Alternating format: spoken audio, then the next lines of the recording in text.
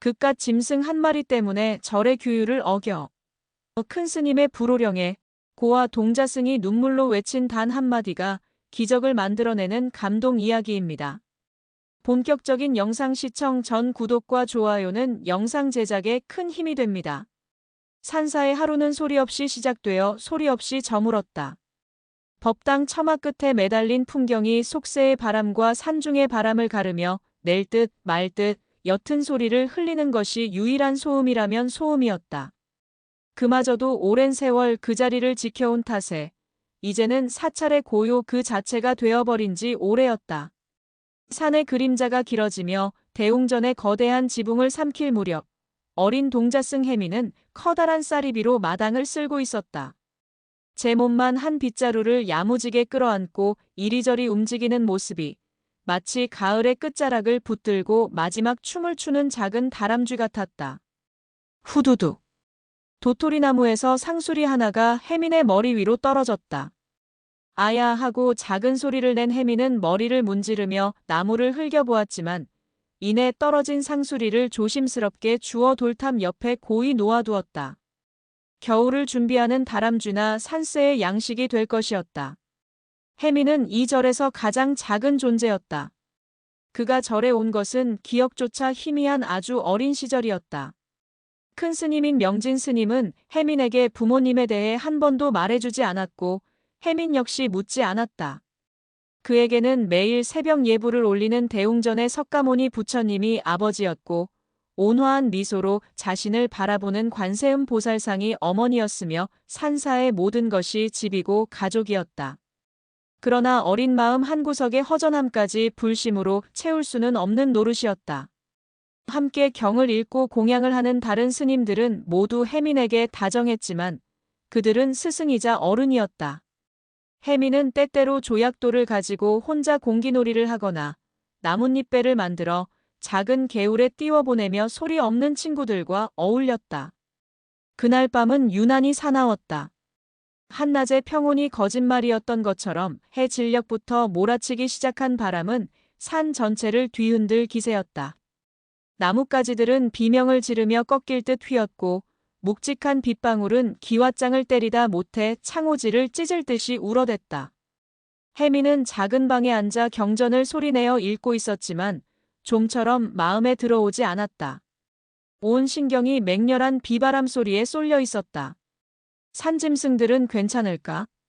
혜민의 작은 머릿속에는 낮에 보았던 다람쥐, 나뭇가지 위에서 졸고 있던 박새, 그리고 가끔 절 마당을 어슬렁거리던 고라니 가족의 모습이 떠올랐다. 이 무서운 밤을 어디서 어떻게 견디고 있을까? 부처님의 자비가 온 누리에 미친다 하셨는데 저 작은 생명들에게도 가닿고 있을까? 그때였다. 으르렁거리는 바람소리 사이로 무언가 다른 소리가 섞여들었다. 너무나 가늘고 희미해서 처음에는 잘못 들었나 싶었다. 혜민은 읽던 경전을 내려놓고 귀를 기울였다. 비바람이 잠시 잦아드는 찰나 그 소리는 조금 더 선명해졌다. 엥. 마치 어린아이가 어미를 잃고 우는 듯한 처절하고도 애달픈 소리였다. 심장이 쿵 하고 내려앉았다. 혜민은 자신도 모르게 자리에서 일어나 문을 향해 걸어갔다. 밖은 한치 앞도 보이지 않는 어둠과 광란의 비바람이 전부였다. 나가면 안 된다. 엄격한 규율과 큰 스님의 근엄한 얼굴이 떠올랐다. 하지만 귓가에 맴도는 그 작은 울음소리는 혜민의 발을 붙들고 놓아주지 않았다. 아주 잠깐만. 스스로에게 다짐한 혜민은 방문을 조심스럽게 열었다. 차가운 비바람이 훅 끼쳐들며 여린 몸을 사정없이 때렸다. 눈을 제대로 뜰 수조차 없었다. 혜민은 몸을 잔뜩 웅크린 채 소리가 들려오는 쪽으로 발걸음을 옮겼다. 빗물에 미끄러지고 찬 기운에 온몸이 떨렸지만 이상하게도 무섭지는 않았다. 소리는 장독대 뒤 낡은 땔감 창고 근처에서 들려오고 있었다. 혜민은 젖은 몸으로 땔감 더미를 더듬었다. 그리고 그의 손끝에 축축하고 차갑게 식은 작고 부드러운 무언가가 닿았다. 혜민은 숨을 헉 들이마셨다. 작고 하얀 고양이였다. 비에 흠뻑 젖은 털은 엉겨붙어 볼품 없었고 앙상하게 마른 몸은 나뭇잎처럼 떨리고 있었다. 고양이는 마지막 남은 힘을 다해 입을 벌렸지만 이제는 울음소리조차 제대로 나오지 않았다.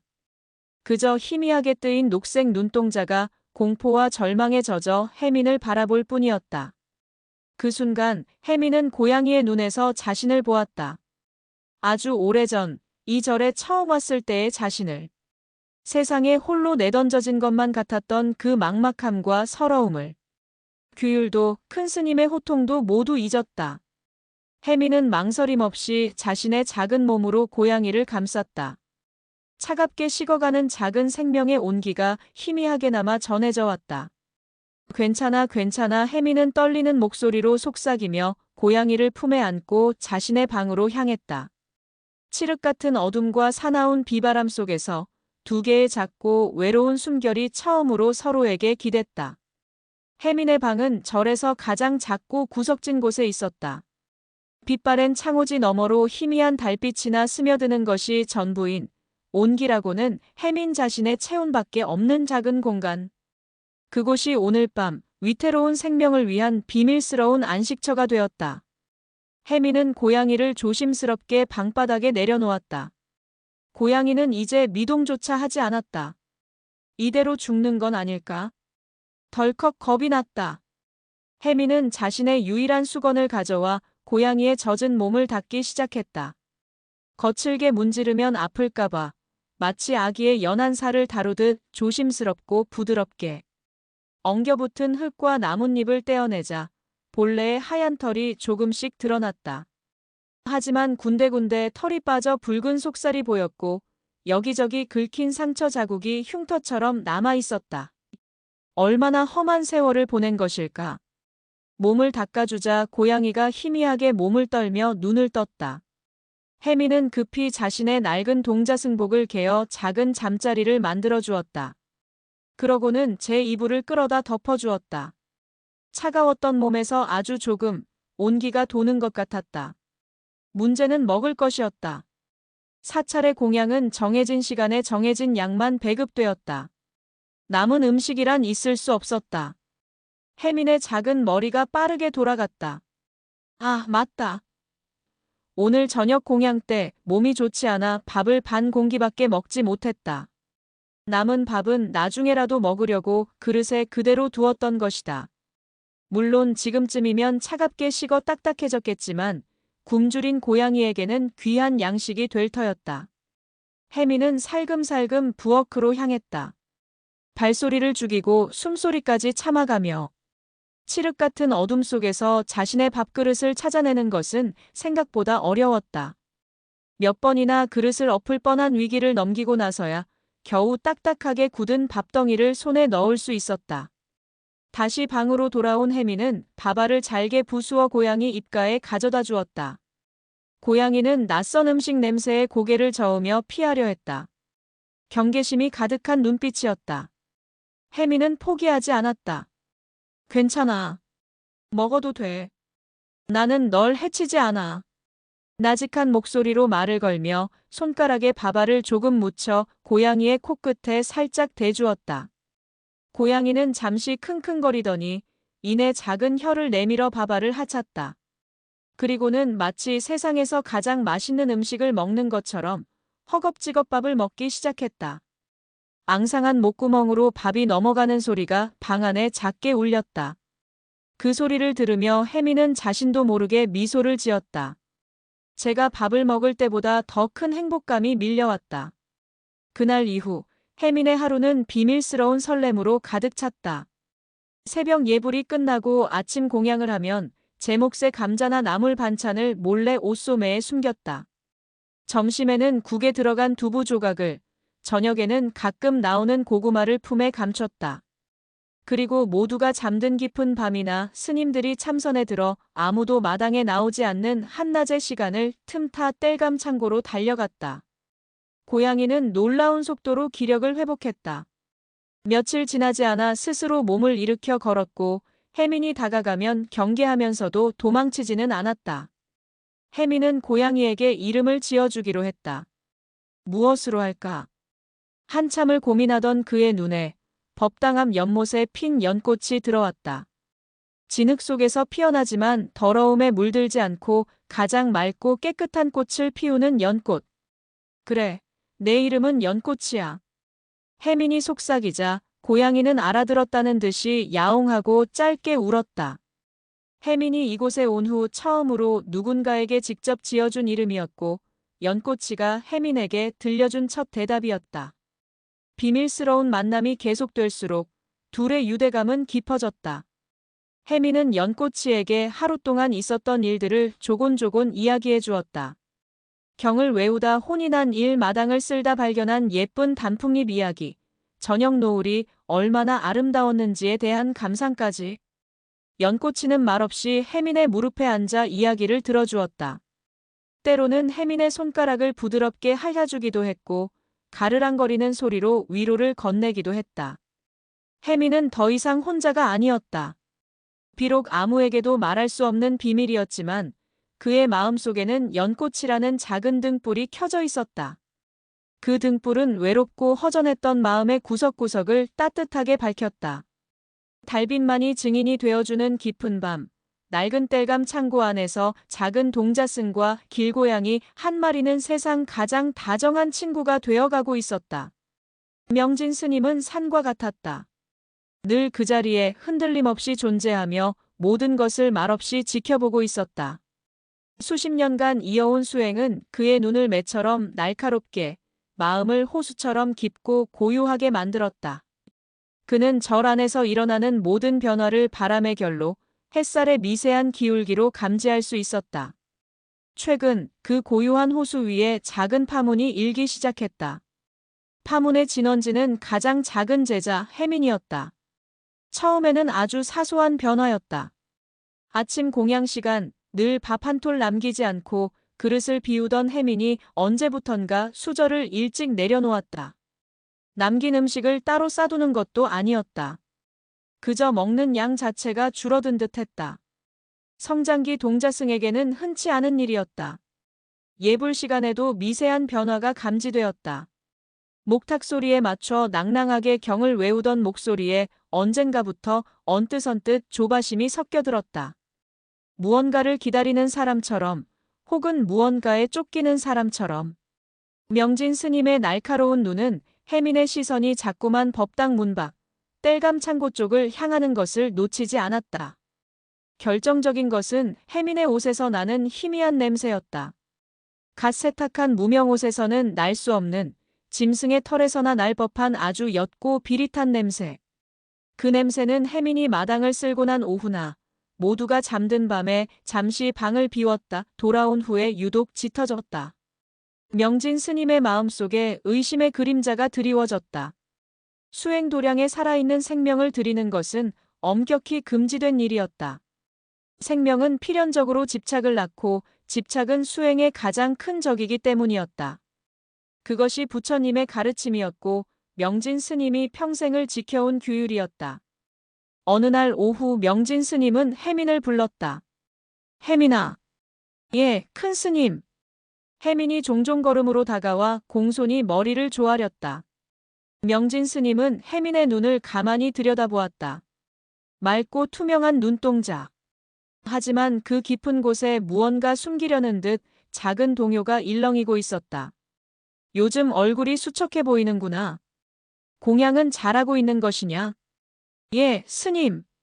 남기지 않고 잘하고 있습니다. 거짓말. 명진 스님은 순간 미간을 짚었지만 이내 표정을 풀었다. 수행에 어려움은 없고. 없습니다, 스님. 혜민의 대답은 씩씩했지만 두 손을 앞으로 모은 채 꼼지락거리는 작은 손가락이 그의 불안한 마음을 대변하고 있었다. 명진 스님은 더 묻지 않았다. 호통을 쳐서 진실을 캐물을 수도 있었지만 그것은 하수들이나 하는 방식이었다. 진정한 가르침은 스스로 깨닫게 하는 데에 있었다. 그는 혜민이 스스로 자신의 잘못을 고백하고 뉘우치기를 기다리기로 했다. 하지만 며칠이 지나도 혜민의 비밀스러운 행동은 계속되었다. 오히려 날이 갈수록 더 대담해지는 듯했다. 이제 혜민은 자신의 물그릇을 들고 땔감 창고로 향하기도 했고 가끔은 몰래 법당의 방석을 빼내어 그곳으로 가져가기도 했다. 명진 스님의 인내심이 조금씩 바닥을 드러내고 있었다. 저 어린 제자가 지금 그릇된 길로 빠져들고 있었다. 짐승에 대한 헛된 연민과 애착에 사로잡혀 수행의 근본을 잊어가고 있었다. 이대로 내버려 두는 것은 스승으로서의 도리가 아니었다. 어느 맑은 가을날 명진 스님은 참선을 하던 중 창밖으로 혜민의 모습을 보았다.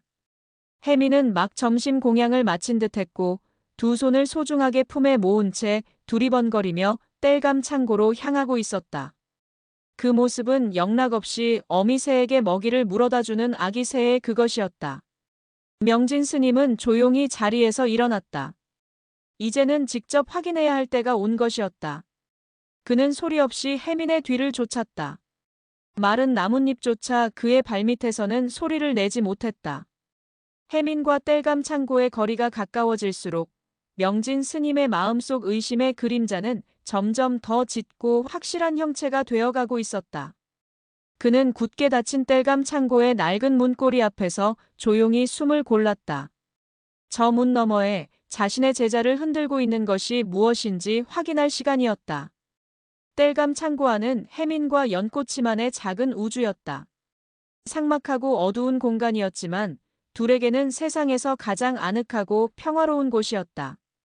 햇살이 나무 벽 틈새로 비집고 들어와 먼지들을 금가루처럼 반짝이게 하는 오후, 혜민은 연꽃이를 무릎에 앉히고 조심스럽게 털을 빗겨주고 있었다. 낡아서 더는 쓰지 못하는 찬빗을 몰래 가져온 것이었다. 처음 만났을 때만 해도 푸석푸석하고 엉망이던 털은 이제 제법 윤기가 흘렀다. 하얀 털 사이사이로 나있던 상처들도 꾸준한 보살핌 속에 옅은 분홍색 흉터로 아물어갔다. 무엇보다 달라진 것은 연꽃이의 눈빛이었다. 공포와 경계심으로 가득했던 녹색 눈동자는 이제 온전한 신뢰와 애정으로 혜민을 담고 있었다. 연꽃아, 간지럽지? 조금만 참아. 이렇게 해야 털에 벌레도 안 생기고 더 예뻐지는 거야. 혜민이 말을 걸자 연꽃이는 기분이 좋은 듯 나지막이 그르릉 소리를 냈다. 그 소리는 마치 낮은 주파수의 진동처럼 혜민의 무릎을 통해 온몸으로 퍼져나갔다. 혜민은 그 진동이 좋았다. 마치 연꽃이가 내 마음 다 알아. 나도 내가 좋아라고 말해주는 것만 같았다. 혜민에게 연꽃이를 돌보는 시간은 더 이상 규율을 어기는 비밀스러운 행위가 아니었다. 그것은 그 자체로 하나의 수행이었다. 명진 스님은 늘 말씀하셨다. 살아있는 모든 것은 고통을 받고 그 고통을 덜어주는 것이 자비라고. 굶주리고 병든 연꽃이를 돌보는 것이야말로 부처님의 가르침을 몸소 실천하는 것이라 혜민은 굳게 믿었다. 연꽃이는 혜민에게 많은 것을 가르쳐 주었다. 혜민은 연꽃이가 제 몸을 핥아 단장하는 모습을 보며 정갈함의 의미를 배웠다. 햇살이 가장 따뜻한 곳을 찾아 낮잠을 자는 모습을 보며 현재의 순간을 온전히 즐기는 법을 배웠다. 그리고 무엇보다 아무런 대가 없이 사랑을 주고받는 법을 배웠다. 어느 날 혜민은 공양으로 나온 찐 감자를 연꽃이에게 건넸다. 연꽃이는 맛있게 먹다가 문득 먹는 것을 멈추고 감자 조각을 물어 혜민의 손바닥 위에 올려놓았다. 마치 너도 먹어라고 말하는 것 같았다. 그 작은 행동에 혜민은 가슴이 뭉클해졌다. 자신만 봤던 보살핌에 익숙했던 그에게 누군가가 자신을 챙겨준 것은 처음 있는 경험이었다. 그날 이후 혜민은 무엇이든 연꽃이와 함께 나누었다. 작은 밥덩어리도 시원한 물 한 모금도 따스한 햇볕이 드는 자리도. 연꽃이는 혜민의 세상 그 자체가 되어갔다. 외로움이 머물던 자리에 연꽃이의 작은 발자국이 하나둘 새겨지기 시작했다. 그 발자국들은 혜민의 마음을 단단하고 풍요롭게 만들었다.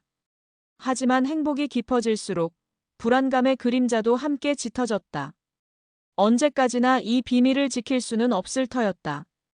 언젠가 큰 스님께 들키게 되면 연꽃이는 다시 춥고 배고픈 길 위로 쫓겨나게 될 것이다. 그 생각만 하면 심장이 철렁 내려앉고 손발이 차가워졌다. 내가 더 조심해야 해. 아무도 모르게, 아무도 눈치채지 못하게. 혜미는 다짐하고 또 다짐했다. 연꽃이를 지키기 위해서라면 무엇이든 할 수 있었다. 그는 이제 단순히 동물을 보살피는 어린 동자승이 아니었다. 소중한 가족을 지키려는 절박함을 품은 작은 가장이었다. 털빗질을 마친 혜미는 연꽃이를 품에 꼭 안았다. 심장 소리가 서로에게 전해졌다. 규칙적으로 그리고 따뜻하게. 연꽃아, 걱정 마. 내가 꼭 지켜줄게. 무슨 일이 있어도 우리 계속 함께 있는 거야. 알았지? 연꽃이는 대답 대신 혜민의 턱에 제 머리를 부드럽게 비볐다. 그 온기와 부드러운 감촉이 혜민에게는 세상 가장 든든한 약속처럼 느껴졌다. 그러나 그들은 알지 못했다. 그들의 작은 우주를 위협하는 거대한 그림자가 바로 낡은 땔감 창고 문 밖까지 다가와 있다는 사실을. 가을볕이 창고의 틈새를 비집고 들어와 길고 따스한 빗줄기를 만들고 있었다. 혜미는 그 빗줄기 아래에서 연꽃이와 마주 앉아 있었다. 점심 공양 때 몰래 숨겨온 밥과 나물을 작은 나무 껍질 그릇에 담아주자 연꽃이는 작은 머리를 받고 맛있게 먹기 시작했다. 오물오물 움직이는 입과 살랑거리는 꼬리를 보며 혜미는 저절로 아빠 미소를 지었다. 많이 먹어, 연꽃아. 그래야 겨울도 튼튼하게 나지. 연꽃이가 밥을 다 먹자 혜미는 부드러운 헝겊으로 입가를 닦아주었다. 이제는 그런 손길이 아주 익숙하다는 듯 연꽃이는 얌전히 몸을 맡겼다. 혜미는 연꽃이의 보드라운 턱 밑을 긁어주었다. 그르르르릉. 만족감에 찬 고양이의 울음소리가 창고 안의 공기를 평화롭게 채웠다. 이 순간만큼은 세상에 어떤 근심도 불안도 끼어들 틈이 없어 보였다. 혜미는 요즘 부쩍 연꽃이에게 자신의 미래를 이야기하곤 했다. 내가 나중에 아주 큰 스님이 되면 말이야. 아주 커다란 절을 지을 거야. 그리고 그 절에는 아프고 배고픈 동물들이 모두 와서 편히 쉴 수 있는 곳을 만들 거야. 너는 거기서 대장이 되는 거지. 어때, 멋지지? 연꽃이는 알아들었는지 야옹하고 대답하며 혜민의 손등을 하찼다. 그 따뜻하고 축축한 감촉에 혜민의 웃음보가 터졌다. 모든 것이 완벽했다. 이 행복이 영원할 것만 같았다. 바로 그 순간이었다. 삐걱 마이너스. 낡고 육중한 땔감 창고의 문이 소름 끼치는 소리를 내며 천천히 열렸다. 혜민의 심장이 바닥으로 곤두박질 쳤다. 심장이 너무 크게 뛰어 귀가 먹먹해질 지경이었다. 혜민의 등 뒤에서 쏟아져 들어온 역광 때문에 문 앞에 서 있는 사람의 형체는 거대한 검은 그림자처럼 보였다. 하지만 그 실루엣만으로도 충분했다. 혜민은 그가 누구인지 단번에 알 수 있었다. 큰 스님이었다. 시간이 멈춘 듯 했다. 혜민은 숨 쉬는 것조차 잊은 채 그 자리에 얼어붙었다. 품에 안겨있던 연꽃이도 낯선 이의 등장과 살벌한 기운을 느꼈는지 바짝 경계하며 낮은 신음을 냈다. 명진 스님은 아무 말 없이 서 있었다. 그의 시선은 혜민을 지나 그의 품 안에서 벌벌 떨고 있는 하얗고 작은 짐승에게로 향했다. 그동안의 모든 의심이 확신이 되어 돌아오는 순간이었다. 명진 스님의 얼굴은 평소보다 더 차갑고 엄격하게 굳어 있었다. 오랜 침묵 끝에 그의 입이 천천히 열렸다. 그 목소리는 겨울 아침의 찬 서리처럼 창고 안의 온기를 단숨에 얼려버렸다. 혜민아. 혜민은 대답할 수 없었다. 입이 떨어지지 않았다. 그게 무엇이냐? 낮고 조용했지만 그 안에는 천 개의 천둥과 번개가 담겨 있었다. 혜민의 작은 어깨가 파르르 떨렸다. 도망칠 곳도 변명할 수도 없었다. 그의 비밀스러운 우주는 산산조각 났고 가장 소중한 것을 지키기 위해 그는 이제 세상에서 가장 무섭고 거대한 산과 마주 서야만 했다. 혜민은 자신도 모르게 연꽃이를 더욱더 꽉 끌어안았다. 이 작은 생명만큼은 절대로 빼앗길 수 없었다. 명진 스님의 목소리는 땔감 창고의 묵은 먼지들을 바닥으로 가라앉힐 만큼 무겁고 차가웠다. 그게 무엇이냐? 라는 질문은 사실 질문이 아니었다. 그것은 이미 모든 것을 알고 있는 자의 마지막 확인이었으며 곧이어 터져나올 거대한 분노의 전주곡이었다. 혜민은 얼어붙은 혀를 움직일 수 없었다. 머릿속이 새하얗게 비어버렸다. 오직 본능만이 살아남아 품 안에 작고 따뜻한 생명체를 더욱 단단히 끌어안으라고 명령하고 있었다. 연꽃이는 혜민의 품속에서 가늘게 몸을 떨며 불안한 울음소리를 냈다. 그 작은 진동이 혜민에게는 마치 자신의 심장이 몸 밖에서 울리는 것처럼 느껴졌다. 명진 스님은 천천히 창고 안으로 한 걸음 들어섰다. 그의 발걸음 소리는 들리지 않았지만 그가 내뿜는 압도적인 존재감만으로도 낡은 창고 전체가 삐걱거리는 듯했다. 스님의 시선은 혜민의 품에 안긴 연꽃이에게 고정되어 있었다. 그의 눈에는 어떤 분노나 경멸도 담겨 있지 않았다. 그저 깊이를 알 수 없는 차가운 심연만이 자리하고 있었다. 그 무표정이 혜민에게는 천번의 호통보다 더 무서웠다. 명진 스님은 제자의 눈에서 순수한 공포와 함께 결코 물러서지 않겠다는 필사적인 방어 기제를 읽었다. 짐승 한 마리를 지키기 위해 평생 스승으로 모셔온 자신에게 온몸으로 맞서고 있는 저 작은 아이의 모습. 그는 순간 할 말을 잃었다. 예상했던 그림은 이것이 아니었다. 잘못을 들킨 아이의 변명이나 눈물을 흘리며 용서를 구하는 나약한 모습일 줄 알았다. 하지만 혜민은 울지도 빌지도 않았다. 그저 제 목숨보다 소중한 것을 지키려는 어미 짐승처럼 연꽃이를 감싸고 있을 뿐이었다. 밖으로 가지고 나오너라. 한참의 침묵 끝에 명진 스님이 다시 입을 열었다. 목소리는 여전히 낮고 차가웠다. 대웅전으로 갈 것이다. 대웅전. 그 말에 혜민의 온몸의 피가 차갑게 식었다.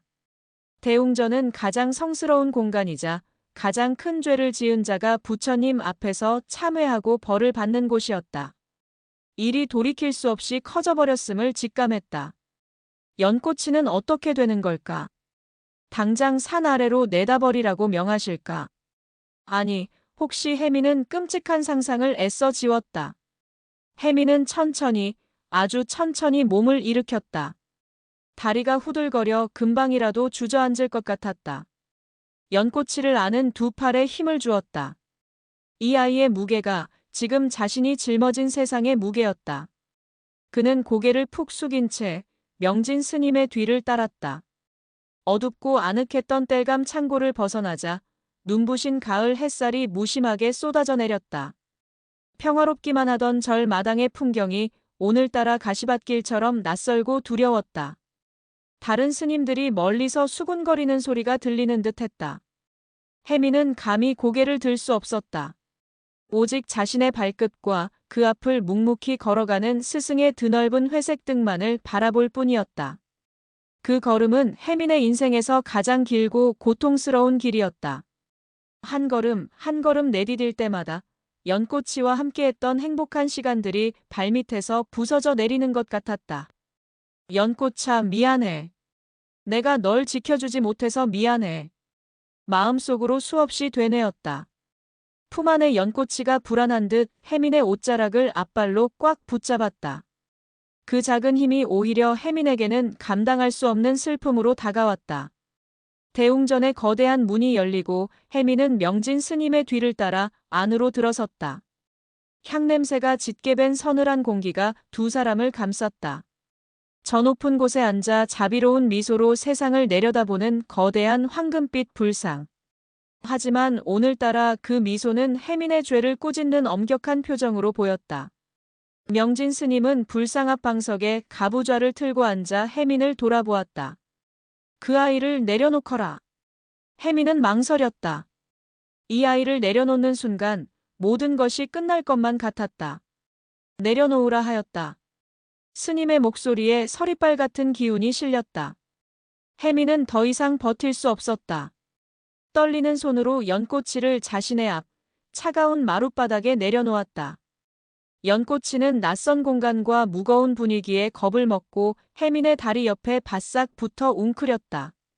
명진 스님은 그 작은 생명체를 마치 처음 보는 기이한 존재인 양 한참 동안 말없이 내려다보았다.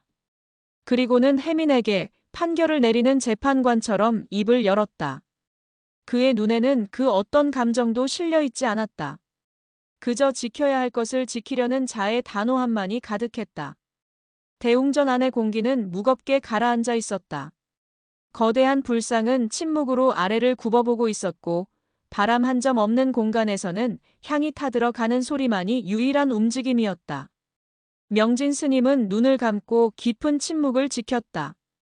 그 침묵은 혜민의 작은 심장을 더욱더 강하게 옥죄었다. 무슨 말을 해야 할까? 잘못했다고 빌어야 할까? 하지만 무엇을 잘못했다는 것인가? 굶주리고 아픈 생명을 돌본 것이 죄란 말인가? 혜민의 머릿속은 수만 가지 생각으로 뒤엉켜 있었다. 한참의 시간이 흐른 후 명진 스님이 천천히 눈을 떴다. 그의 눈빛은 아까보다 더 깊고 엄정해져 있었다. 혜민아. 예, 스님. 너는 불제자다. 불제자가 가장 경계해야 할 것이 무엇이라 배웠느냐? 혜민은 입술을 달싹였지만 말이 나오지 않았다. 집착이다. 명진 스님이 대신 대답했다. 그의 목소리는 법당 전체를 울렸다. 살아있는 것에 마음을 주고 그것에 얽매이는 순간 너의 마음에는 번뇌가 싹트고 수행의 길은 흐려진다. 부처님께서 가르치신 자비란 어느 하나의 생명에 얽매이는 작은 연민이 아니다. 세상 만물에 평등하게 베푸는 크고 넓은 마음을 뜻하는 것이다. 허나 너는 어찌하였느냐? 고작 일개미물의 마음을 빼앗겨 규율을 어기고 스승을 속이고 수행을 게을리하였다. 그것이 내가 말하는 자비더냐? 마지막 말은 거의 호통에 가까웠다. 혜민의 어깨가 움찔하고 떨렸다. 명진 스님의 말은 한치의 틀림도 없었다. 경전에도 그렇게 쓰여 있었고 늘 그렇게 배워왔다. 논리적으로 반박할 수 있는 말이 아무것도 없었다. 혜민은 그저 고개를 숙일 뿐이었다. 발치에 웅크린 연꽃이의 작은 몸이 파르르 떨리는 것이 느껴졌다. 그 짐승을 당장 산사에 내보내거라. 그리고 너는 대웅전에 남아 내가 저지른 집착의 죄를 부처님 앞에 참회하도록 해라. 동이 틀 때까지 108배를 올리며 내 마음속의 번뇌를 씻어내거라. 명령은 단호했다. 그것은 더 이상의 질문이나 애원을 허락하지 않는 최종 선고였다. 내보내라니. 저 작고 연약한 것을 다시 그 춥고 무서운 세상 속으로 내 손으로 직접 내보내라니. 상상만으로도 피가 거꾸로 솟는 듯했다. 혜민의 눈에 뜨거운 눈물이 차올랐다. 그동안 억눌러왔던 모든 감정이 한꺼번에 터져나왔다. 하지만 혜민은 울부짖거나 떼를 쓰지 않았다. 대신 그는 조용히 그러나 단호하게 고개를 들었다. 눈물로 범벅이 된 작은 얼굴이었지만 그 눈빛만큼은 그 어느 때보다 맑고 강하게 빛나고 있었다. 그는 자신의 앞에 앉은 거대한 스승을 그리고 그 뒤에 더 거대한 불상을 똑바로 마주 보았다. 스님. 혜민의 목소리는 작고 떨렸지만 그 안에는 흔들리지 않는 무언가가 있었다. 스님의 말씀은 모두 옳습니다. 저는 경전의 가르침을 제대로 이해하지 못하는 어리석은 동자일 뿐입니다. 혜민은 잠시 숨을 골랐다. 그의 시선이 발치의 연꽃이에게로 향했다. 연꽃이는 혜민의 눈을 마주 보았다. 그 작은 눈동자 속에 담긴 온전한 믿음이 혜민에게 마지막 용기를 주었다. 하지만 스님께서 말씀하신 미물에게도 이름이 있습니다. 혜민의 목소리가 조금 커졌다. 이 아이의 이름은 연꽃입니다. 제가 지어준 이름입니다. 그리고 그는 결심한 듯 무릎걸음으로 명진 스님 앞으로 조금 더 다가갔다. 바닥에 이마가 닿도록 깊이 머리를 조아렸다. 스님, 이 아이는 제가 집착하는 미물이 아닙니다. 혜민의 목소리는 이제 눈물에 젖어 거의 절규에 가까웠다.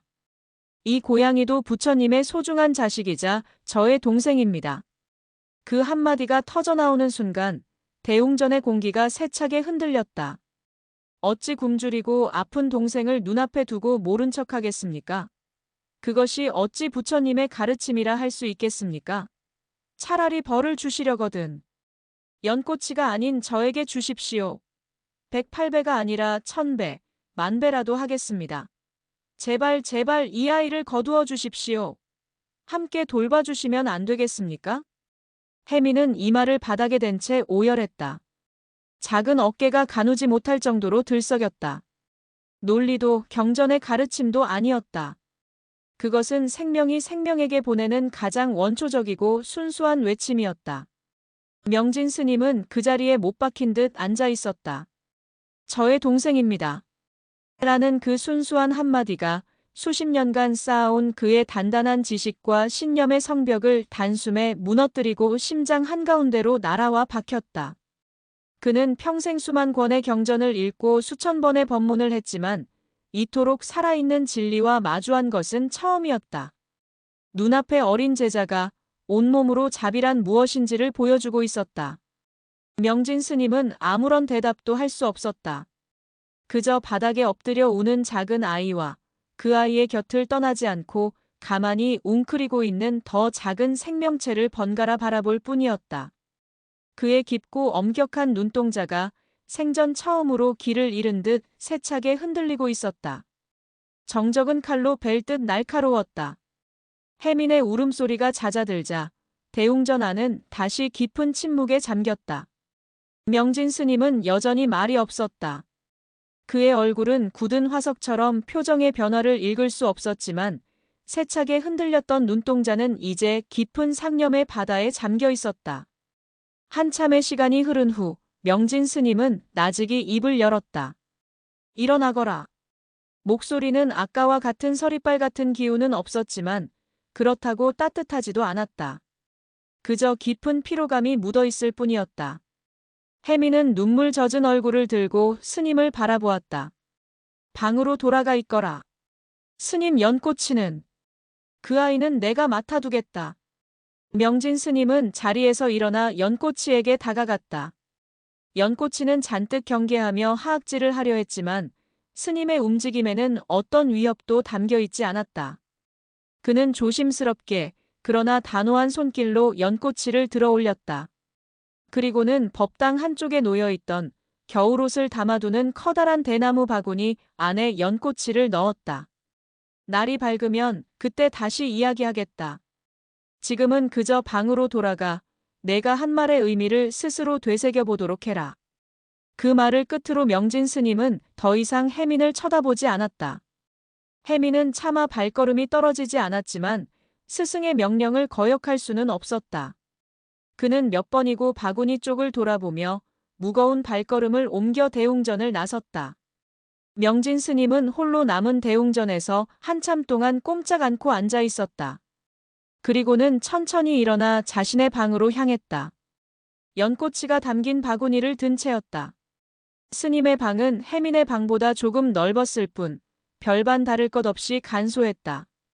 낡은 경상과 책 몇 권, 그리고 단단하게 개어진 이부자리가 전부였다. 그는 바구니를 방 한쪽에 내려놓고 조용히 자리에 앉았다. 저의 동생입니다.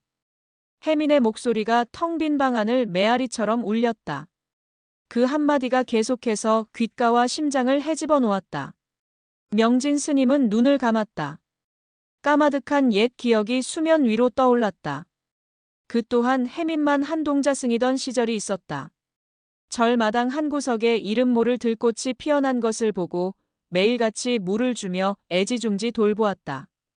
그러던 어느 날 그의 스승이 그 모습을 보고는 아무 말 없이 다가와 그 꽃을 뿌리째 뽑아버렸다. 어린 명진이 울며 왜 그러셨냐고 묻자 스승은 싸늘하게 말했다. 무릇 형체가 있는 모든 것은 변하고 사라지는 법이다. 하나의 풀포기에 마음을 쏟는 것은 집착의 시작이다. 그 연약한 마음으로는 생사의 고해를 건널 수 없다.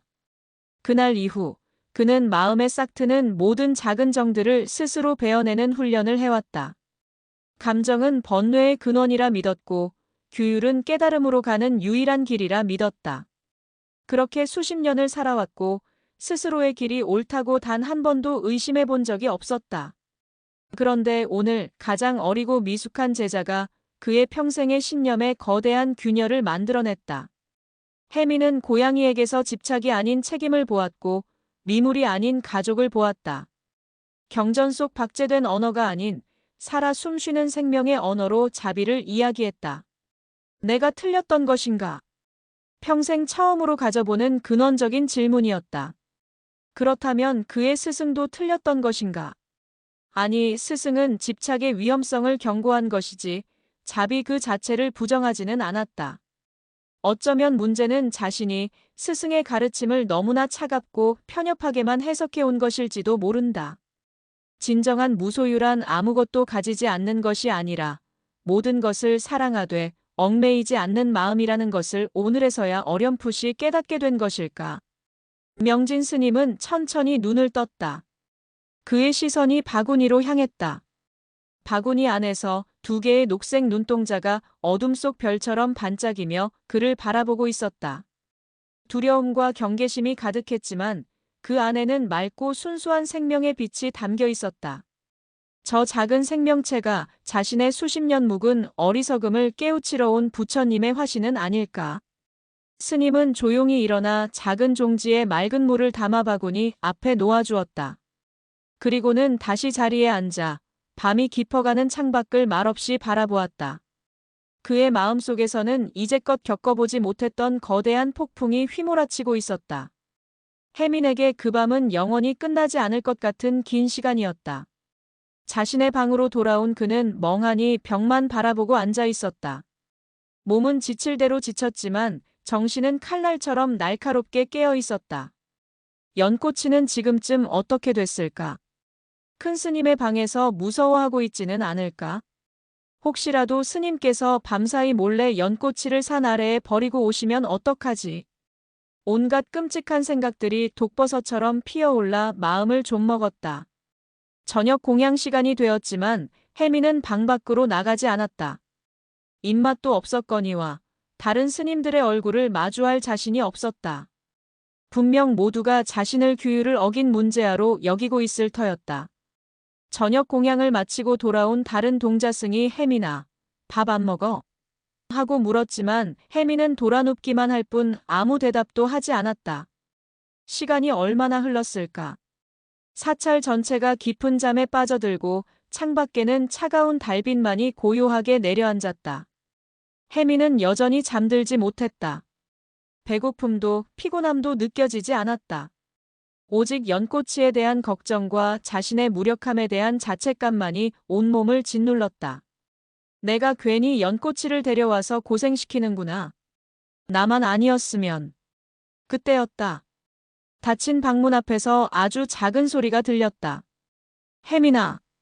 나직이 부르는 목소리는 평소 절의 음식을 만드는 공양주 보살의 것이었다. 혜민은 대답하지 않았다. 인기척을 내고 싶지 않았다. 자니? 저녁도 굶고 이거라도 먹으렴.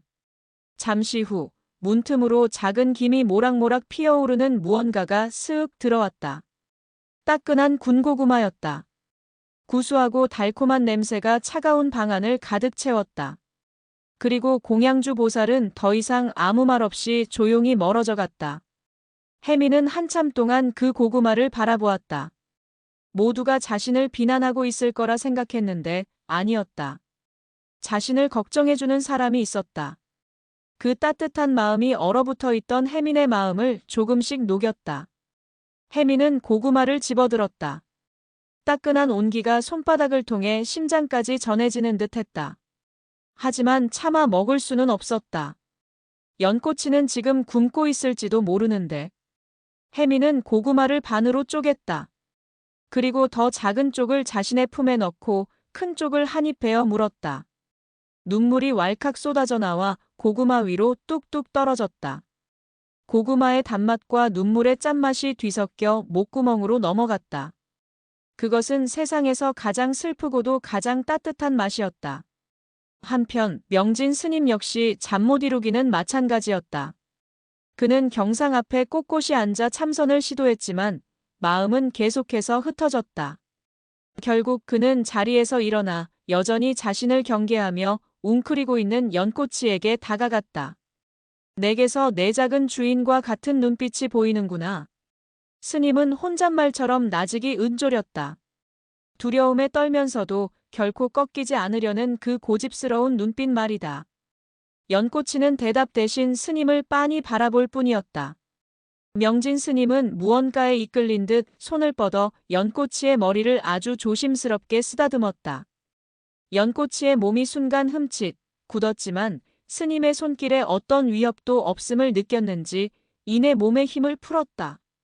거칠고 투박한 스님의 손길 아래 연꽃이는 아주 작게 가르랑거리기 시작했다. 그 작은 진동이 손끝을 통해 명진 스님의 마음으로 전해졌다. 그것은 생명이 가진 순수한 온기였다. 그 어떤 경전에서도 그 어떤 법문에서도 느낄 수 없었던 살아있는 따스함. 스님은 자신도 모르게 희미한 미소를 지었다. 밤은 깊어갔다.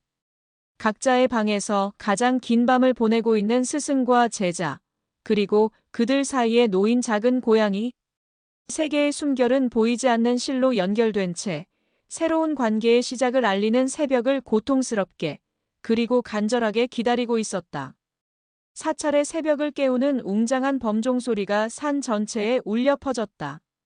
밤새 한숨도 자지 못한 해미는 그 소리에 벌떡 몸을 일으켰다. 심판의 시간이 온 것이었다. 그는 밤새 품고 있던 고구마 반쪽을 옷 속에 단단히 챙겨 넣었다.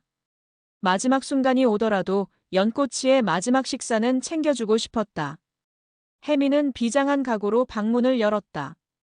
아직 어둠이 채 가시지 않은 새벽 공기는 칼날처럼 차가웠다. 그는 대웅전으로 향했다. 이미 다른 스님들은 모두 자리를 잡고 앉아 새벽 예불을 준비하고 있었다. 그리고 그 가장 앞자리, 불상 바로 아래에 명진 스님이 고요히 앉아 있었다. 그의 옆에는 어젯밤 연꽃이를 담아두었던 대나무 바구니가 놓여 있었다. 해미는 조용히 자신의 자리에 앉아 무릎을 꿇었다. 예불이 시작되고 스님들의 독경 소리가 법당을 가득 채웠다. 하지만 해민의 귀에는 아무 소리도 들리지 않았다. 온 신경이 명진 스님과 그 옆에 바구니에 쏠려 있었다. 바구니는 미동도 없었다. 연꽃이는 잘 있는 걸까? 길고 긴 예불이 끝났다. 동쪽 하늘에서부터 서서히 새벽의 첫 빛살이 스며들어오기 시작했다. 다른 스님들이 하나둘 법당을 빠져나가고 마침내 대웅전 안에는 명진 스님과 해민, 단둘만이 남았다. 명진 스님이 천천히 해민을 돌아보았다. 해민아, 이리 오너라. 해민은 침을 꿀꺽 삼키고 스님 앞으로 다가갔다. 이제 모든 것이 끝날 것이다. 그런데 명진 스님의 행동은 예상과 달랐다. 그는 호통을 치거나 연꽃이를 내쫓으라고 말하는 대신 조용히 자리에서 일어나 부엌 쪽으로 걸어갔다. 해민은 어리둥절한 채 그의 뒤를 따랐다. 부엌에 도착한 명진 스님은 선반에서 아주 작은 나무 그릇 하나를 꺼내 들었다. 사찰에서는 한 번도 본 적 없는 마치 아이들 소꿉놀이에나 쓸 법한 작은 그릇이었다. 밤사이 직접 나무를 깎아 만든 듯 아직 마르지 않은 나무의 향기가 은은하게 풍겨왔다. 스님은 그 그릇을 해민의 손에 쥐어주었다. 스님. 명진 스님은 해민의 눈을 똑바로 바라보았다. 그의 눈빛은 더 이상 차갑거나 엄격하지 않았다. 깊은 밤의 호수처럼 고요하고 이제 막 떠오르는 새벽의 햇살처럼 따뜻했다.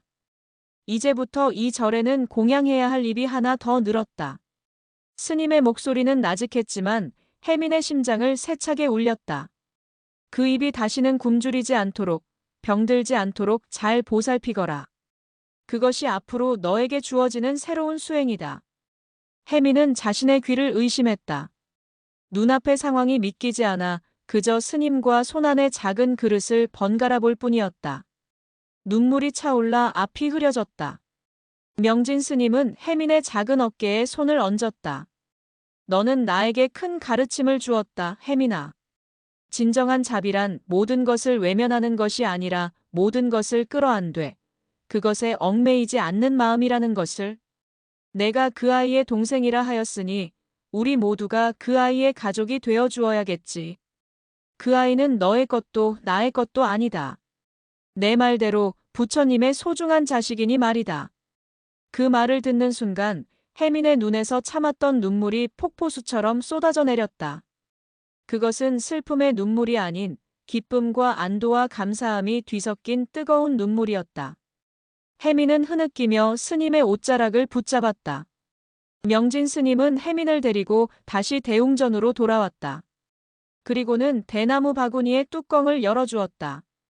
안에서 하얀 고양이, 연꽃이가 조심스럽게 고개를 내밀었다. 연꽃이는 잠시 주위를 살피더니 이내 혜민을 발견하고는 야옹하고 울며 달려와 다리에 몸을 비볐다. 혜민은 웅크리고 앉아 연꽃이를 끌어안았다.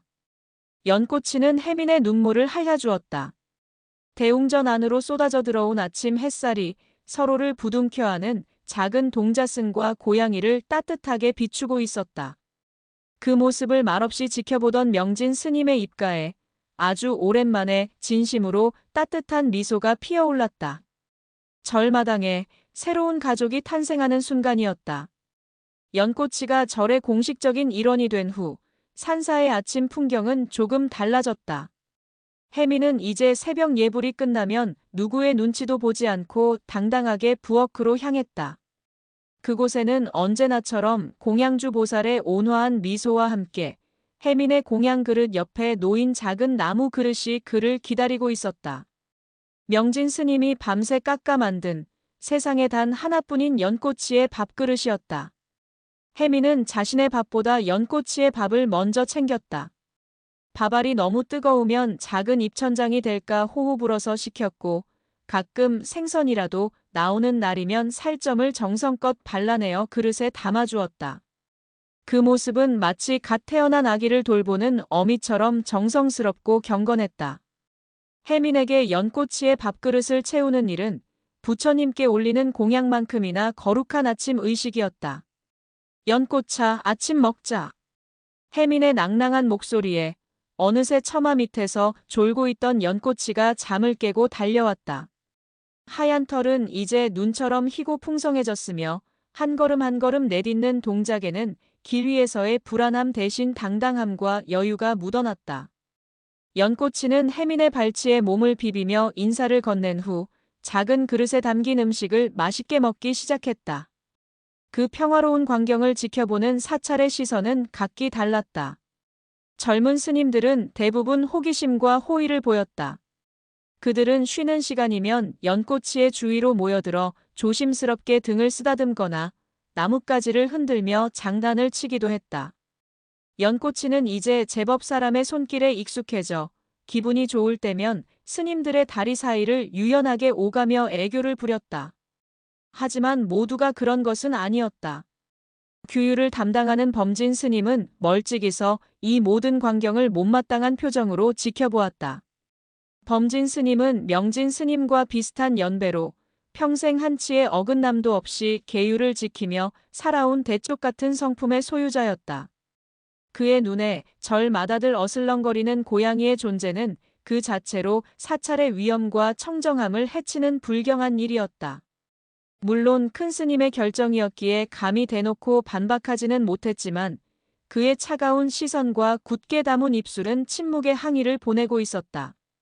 그는 혜민이 연꽃이와 함께 있을 때면 일부러 마른 기침을 하며 지나가거나 수행자는 마땅히 안으로 마음을 닦는데 힘써야지 밖으로 정을 쏟아서야 쓰겠는가 라며 들으라는 듯 읊조리곤 했다. 그럴 때마다 혜민의 마음은 바늘에 찔린 듯 따끔거렸다. 어느 맑은 가을날 오후 명진 스님은 툇마루에 앉아 빛바랜 경전을 읽고 있었다. 따스한 햇살이 그의 하얀 승복 위로 고요히 내려앉았다. 그때 연꽃이가 소리 없이 다가왔다. 명진 스님은 책에서 눈을 떼지 않았지만 이미 그 작은 생명의 기척을 느끼고 있었다. 연꽃이는 스님의 바로 앞까지 다가오지 않고 세 걸음쯤 떨어진 곳, 햇살이 가장 따뜻하게 내려앉는 자리에 몸을 웅크리고 식빵을 굽기 시작했다. 그것은 존중과 신뢰의 거리였다. 스님의 영역을 침범하지 않으면서도 그의 곁에 머물고 싶다는 작은 몸짓. 명진 스님은 경전을 넘기던 손을 잠시 멈추었다.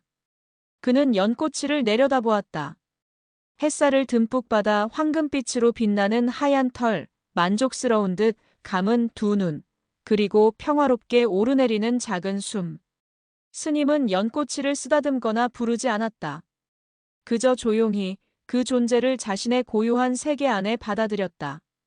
경전 속 활자들이 말하는 공존과 조화의 의미가 바로 지금 이 순간 툇마루의 햇살 아래에 살아 숨쉬고 있었다. 범진 스님의 차가운 시선과 명진 스님의 따뜻한 침묵, 그리고 혜민의 지극한 사랑 속에서 연꽃이는 절 마당의 일부가 되어가고 있었다. 마당 한가운데 놓인 햇살 한 그릇을 넉넉히 받아먹으며 그렇게 산사의 첫 가을이 깊어가고 있었다. 가을이 깊어지자 산사의 바람은 매일 다른 이야기를 속삭였다. 어제는 여름의 끝자락을 아쉬워하는 미련의 말을 건네더니 오늘은 곧 닥쳐올 겨울의 냉혹함을 예고하는 경고의 말을 실어왔다. 바람이 불 때마다 나뭇잎들이 수만의 나빗대처럼 흩날리며 바닥으로 쏟아져 내렸다. 혜민의 하루 일과 중 가장 큰 부분은 마당을 쓰는 일이었다. 쓸어도 뒤돌아서면 다시 쌓이는 낙엽들은 어린 동자승에게는 끝없는 번뇌와도 같았다. 하지만 이제 그에게는 훌륭한 조수가 있었다. 연꽃이는 혜민이 빗자루질을 시작하면 어디선가 나타나 흩어지는 낙엽을 잡으려고 이리저리 뛰어다니며 혜민의 고된 노동을 즐거운 놀이로 만들어주었다. 그날도 그랬다. 혜민은 막 대웅전 앞마당을 깨끗하게 쓸어놓은 참이었다. 마침 범진 스님이 정성껏 가꾸는 작은 석정, 즉 돌과 흰 자갈로 산수를 표현한 정원의 자갈을 갈퀴로 긁어 물결무늬를 만들고 있었다. 한 줄 한 줄 흐트러짐 없는 선을 그어가는 그의 모습은 그 자체로 움직이는 선과 같았다. 바로 그때였다. 세찬 바람이 불어와 단풍잎 하나를 공중으로 띄웠다. 붉고 예쁜 단풍잎은 바람을 타고 춤을 추듯 날아 범진 스님이 막 완성한 고요한 물결무늬 위로 차분히 내려앉았다. 그 순간 그것을 발견한 연꽃이가 장난감인 줄 알고 전광석화처럼 달려들었다. 연꽃이는 단풍잎을 잡으려고 앞발을 휘저었고 그 바람에 수십 년의 공력으로 그어놓은 듯 완벽했던 자갈의 선들이 속절없이 망가져버렸다. 이놈! 순간 범진 스님의 입에서 불호령이 터져나왔다. 평생을 지켜온 인내심의 끈이 끊어지는 소리였다. 그는 손에 든 갈퀴를 금방이라도 휘두를 듯이 치켜들었다. 연꽃이는 그 서슬 퍼런 기세에 놀라 그대로 얼어붙었고 그 모습을 본 혜민은 심장이 멎는 듯했다. 연꽃아! 혜민은 비명처럼 외치며 달려가 연꽃이를 품에 안았다. 다행히 범진 스님은 갈퀴를 휘두르지는 않았다. 하지만 그의 얼굴은 분노로 시뻘게 달아올라 있었다. 혜민, 내가 기어이 이 신성한 도량을 짐승의 놀이터로 만들고 말았구나. 너의 그릇된 연민이 사찰 전체의 기강을 흐트러뜨리고 있음을 어찌 모른단 말이냐. 범진 스님의 호통에 주변에 있던 다른 스님들까지 모여들었다. 혜민은 고개를 들 수 없었다. 변명의 여지가 없는 명백한 잘못이었다. 죄송합니다, 스님. 죄송하다는 말로 끝날 일이 아니다. 저 요물단지를 당장 우리 눈앞에서 치우거라. 혜민은 연꽃이를 아는 채 어쩔 줄을 몰랐다. 그때 모든 상황을 지켜보고 있던 명진 스님이 조용히 다가왔다.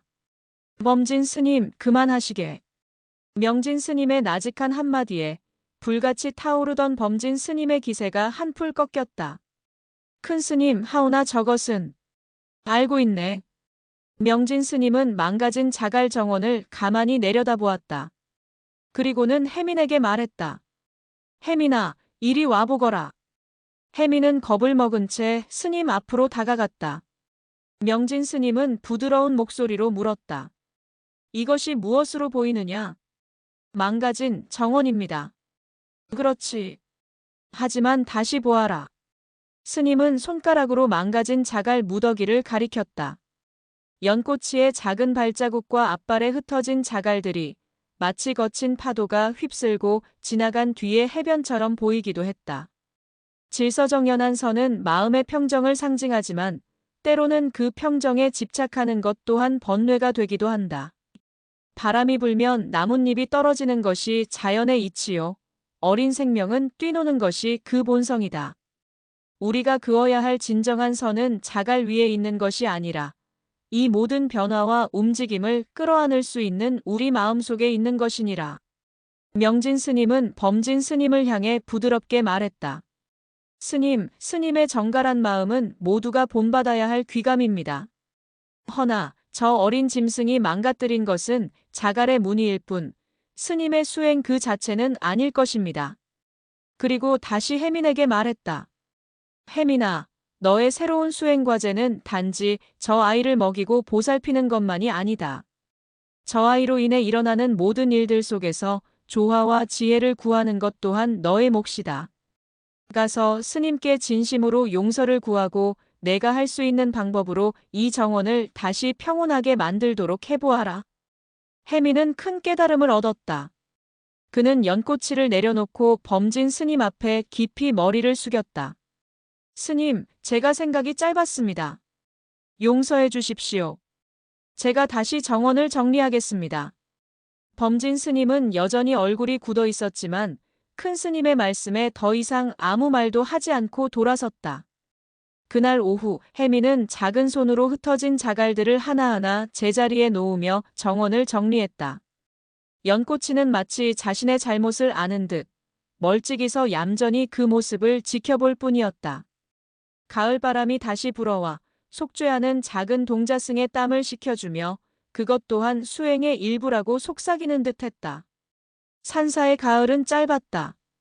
붉고 노랗게 타오르던 잎들이 모두 떨어지고 앙상한 가지만 남자 산은 곧 다가올 긴 겨울을 준비하기 시작했다. 공기는 하루가 다르게 차가워졌고 스님들의 입에서는 하얀 입김이 피어올랐다. 그리고 마침내 첫눈이 내렸다. 밤사이 소리 없이 내린 눈은 온 세상을 하얗게 뒤덮었다. 아침에 눈을 뜬 혜민은 창밖의 풍경에 탄성을 질렀다. 기와 지붕 위에도 나뭇가지 위에도 장독대 위에도 솜니불 같은 눈이 소복이 쌓여 있었다. 세상의 모든 소리를 흡수해버린 듯 사찰은 그 어느 때보다 깊은 정적에 잠겨 있었다. 혜민에게는 근심이 있었다. 연꽃이는 태어나서 눈을 처음 보는 것이었다. 마당으로 나간 연꽃이는 처음에는 어리둥절한 듯 제 발밑에 희고 차가운 감촉을 신기하게 내려다보았다. 이내 그것이 안전하고 재미있는 것이라는 걸 깨닫자 눈밭을 신나게 뛰어다니기 시작했다. 제 발자국이 찍히는 것을 신기해하며 총총거리기도 하고 공중에서 흩날리는 눈송이를 잡으려고 허공에 헛발질을 하기도 했다. 혜민은 그 모습을 보며 소리내어 웃었다. 추위도 잊은 채 한참 동안 연꽃이와 함께 눈밭을 뒹굴며 놀았다. 순백의 세상 속에서 작은 동자승과 하얀 고양이의 웃음소리와 움직임은 한 폭의 그림처럼 아름다웠다. 하지만 즐거움은 그리 길지 않았다. 그날 밤 잠자리에 들 무렵부터 연꽃이의 상태가 이상했다. 평소 같으면 혜민의 이불 속으로 파고들어 몸을 웅크렸을 텐데 힘없이 구석에 앉아 꾸벅꾸벅 졸기만 했다. 숨소리도 어딘가 거칠게 들렸다. 연꽃아, 왜 그래? 어디 아파? 혜민이 걱정스럽게 묻자 연꽃이는 대답 대신 마른 기침을 콜록, 콜록 토해냈다. 열이 있는 듯 몸도 뜨거웠다. 혜민의 심장이 쿵 하고 내려앉았다. 낮에 눈밭에서 너무 오래 놀았던 탓일까? 자신의 즐거움 때문에 연꽃이가 병이 든 것만 같아 죄책감이 밀려왔다. 혜민은 자신의 이불을 모두 끌어다 연꽃이를 덮어주고 따뜻한 물을 떠다 입가에 대주었다. 하지만 연꽃이는 물도 마시지 않고 기침만 간헐적으로 할 뿐이었다. 사찰에는 동물을 위한 약이 있을 리 만무했다. 혜민은 자신이 할 수 있는 것이 아무것도 없다는 사실에 절망했다. 밤이 깊어질수록 연꽃이의 기침 소리는 더 잦아들었고 숨소리는 더욱 가빠졌다. 혜민은 뜬 눈으로 밤을 새우며 연꽃이의 곁을 지켰다. 부처님, 제발 우리 연꽃이를 살려주세요. 제가 대신 아프게 해주세요. 애타는 기도가 입술 사이로 새어나왔다. 다음 날 아침, 연꽃이의 상태는 더욱 악화되었다. 이제는 좋아하던 밥에도 전혀 입을 대지 않았다. 혜민이 울먹이며 연꽃이를 끌어안고 있을 때 그 모습을 명진 스님이 보게 되었다. 어찌 된 일이냐?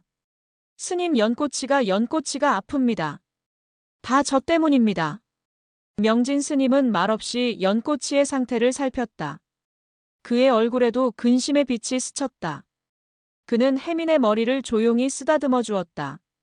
모든 생명은 태어나고 늙고 병들고 죽어가는 법이다. 그것이 순리이니라. 내 탓이 아니다. 우리가 할 일은 그저 마지막 순간까지 최선을 다해 그 생명의 곁을 지켜주는 것뿐이다. 스님의 말은 깊은 지혜에서 나온 위로였지만 혜민의 귀에는 너무나 절망적으로 들렸다. 마치 연꽃이의 죽음을 준비하라는 말처럼. 그때 마침 그곳을 지나가던 범진 스님이 방 안을 힐끗 들여다보았다. 그는 끙끙 앓는 연꽃이와 울고 있는 혜민을 잠시 무표정하게 바라보더니 혼잣말처럼 한마디 툭 던지고는 제 갈 길을 갔다.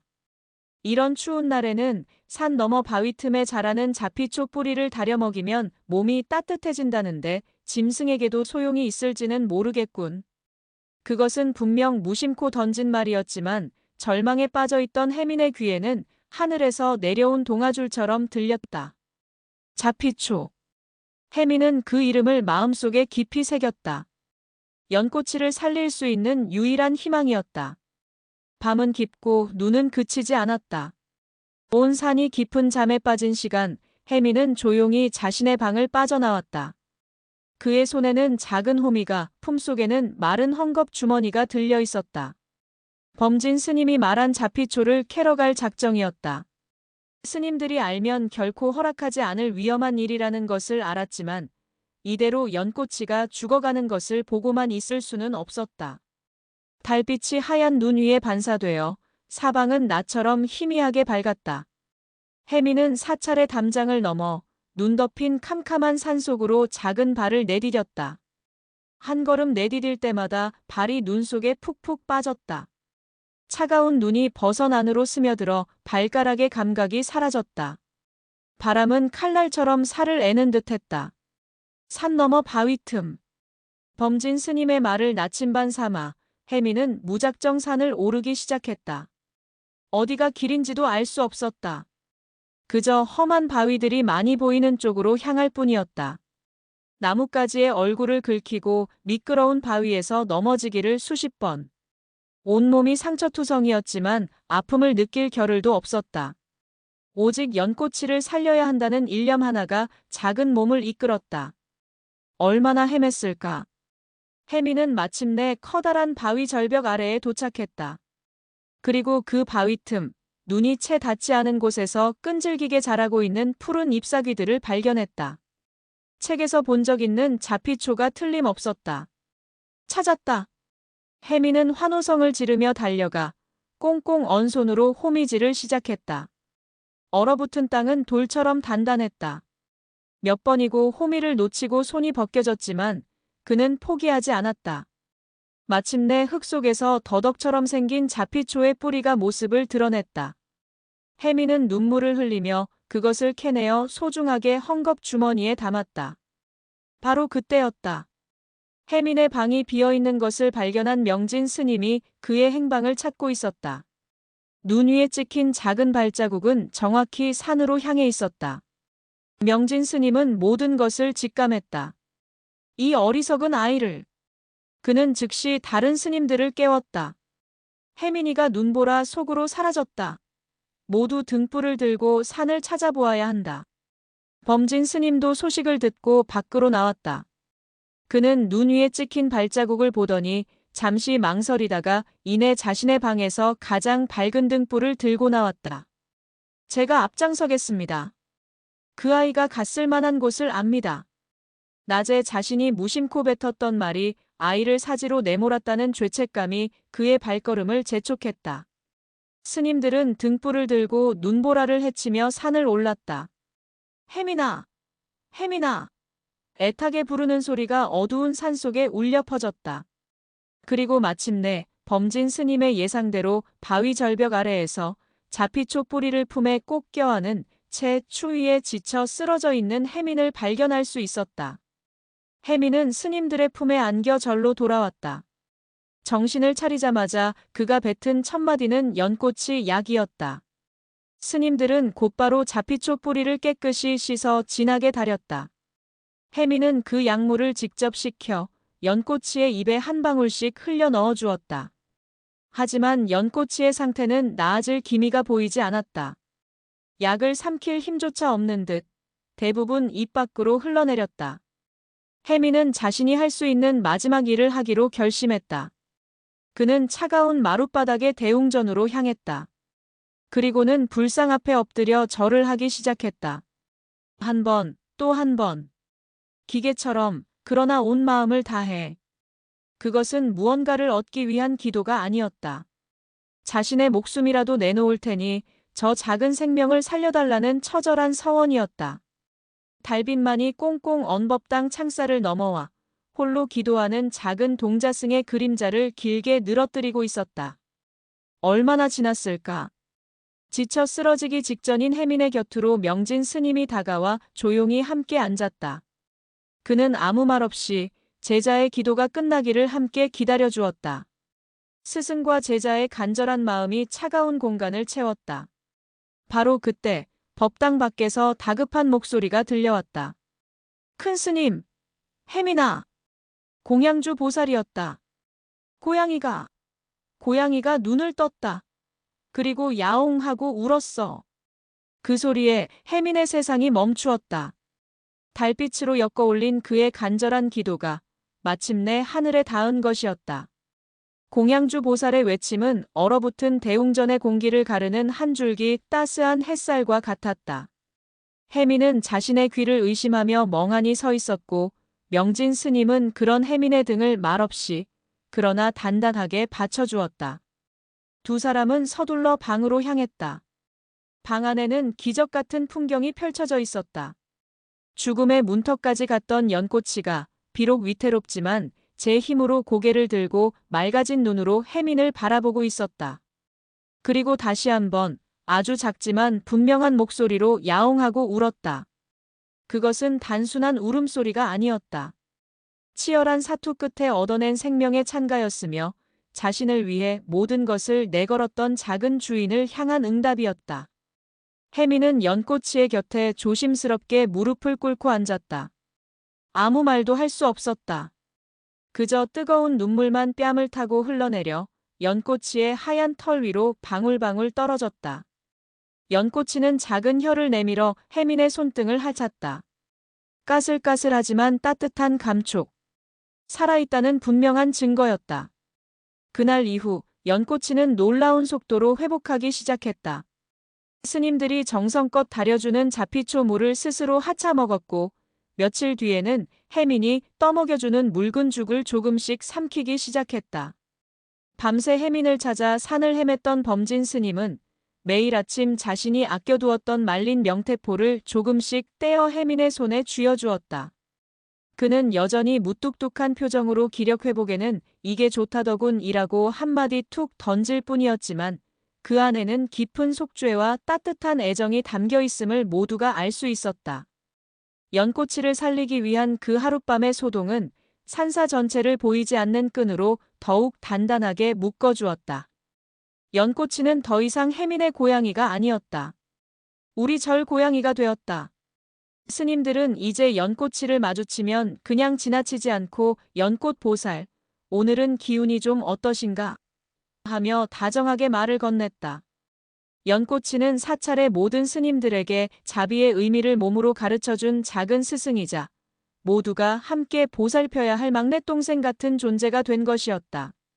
길고 혹독했던 겨울이 물러가고 마침내 산에 봄이 찾아왔다.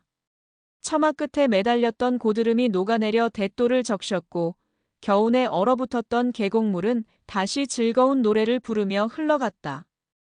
앙상했던 나뭇가지들 위로 연두빛 새순이 파릇파릇 돋아나기 시작했다. 봄눈이 녹아 질척해진 마당 한가운데 연꽃이는 따스한 봄볕을 쬐며 나른하게 졸고 있었다. 혹독한 겨울을 이겨낸 하얀 털은 이제 티 없이 맑고 윤기가 흘렀다. 그 평화로운 모습을 툇마루에 나란히 앉은 명진 스님과 혜민이 말없이 지켜보고 있었다. 어느새 혜민의 키는 스님의 어깨에 닿을 만큼 훌쩍 자라 있었다. 혜민아. 명진 스님이 고요히 입을 열었다. 저 아이를 보아라. 겨울의 모진 풍파를 견뎌내고 지금 저렇게 따스한 봄볕 아래에서 평화롭게 쉬고 있구나. 예, 스님. 살아있는 모든 것들은 저 아이와 같다. 저마다의 겨울을 견뎌내고 자신만의 봄을 기다리며 살아가지. 중요한 것은 겨울의 추위에 절망하지 않고 봄의 햇살에 교만하지 않으며 그저 지금 이 순간의 순결에 감사하는 마음이니라. 스님은 따뜻한 눈으로 혜민을 바라보았다. 너는 지난 겨울 아주 춥고 긴 밤을 보냈다. 하지만 너는 너 자신을 위해서가 아니라 다른 생명을 위해 기꺼이 그 어둠 속으로 걸어 들어갔다. 그것이 바로 보살의 마음이다. 너는 나보다 이 절의 그 어떤 스님보다도 먼저 부처님의 가르침의 핵심을 몸으로 깨달은 것이다. 혜미는 얼굴이 붉어지며 고개를 숙였다. 아닙니다, 스님. 저는 그저 연꽃이가 없으면 안 될 것 같았을 뿐입니다. 그것이 바로 시작이다. 명진 스님은 부드럽게 웃었다. 그의 웃음은 이제 더 이상 근엄함 속에 감춰진 희미한 미소가 아니었다. 온전히 피어난 봄꽃처럼 환하고 따뜻했다. 하나의 생명을 소중히 여기는 그 마음을 잊지 않고 키워나가면 그 마음은 언젠가 온 세상을 품을 만큼 커질 것이다. 나는 너에게서 그것을 배웠다. 이 늙은 스승은 가장 작은 제자에게 가장 큰 가르침을 얻었으니 이 또한 부처님의 깊은 뜻이 아니겠느냐. 그때 졸고 있던 연꽃이가 잠에서 깨어나 두 사람에게 다가왔다. 그리고는 명진 스님의 무릎과 혜민의 무릎 사이에 자연스럽게 자리를 잡고 앉아 다시 몸을 웅크렸다. 스님도 제자도 그 작은 온기를 거부하지 않았다. 명진 스님은 거칠어진 손으로 연꽃이의 등을 천천히 쓰다듬었다. 진흙 속에서 피어나 세상을 맑게 하니 참으로 좋은 이름이다. 어쩌면 우리 모두가 저 아이처럼 각자의 번뇌라는 진흙 속에서 깨달음이라는 꽃을 피우기 위해 살아가는 것인지도 모르겠구나. 스님의 말에 혜미는 고개를 들어 저 멀리 법당 앞 연못을 바라보았다. 그곳에는 이제 막 겨울잠에서 깨어난 연꽃들이 수면 위로 몽우리를 밀어올리고 있었다. 산사의 봄은 깊어갔다. 법당 처마 끝의 풍경은 봄바람에 실려 그 어느 때보다 맑고 청아한 소리를 냈고 그 소리는 이제 막 피어나는 연꽃의 속삭임처럼 그리고 서로에게 기댄 세 가족의 평화로운 숨결처럼 온 산에 잔잔히 울려 퍼졌다. 진정한 깨달음은 멀고 험한 길 끝에 있는 것이 아니라 바로 지금 여기 서로의 온기를 나누는 가장 낮은 곳에 연꽃처럼 피어나고 있었다.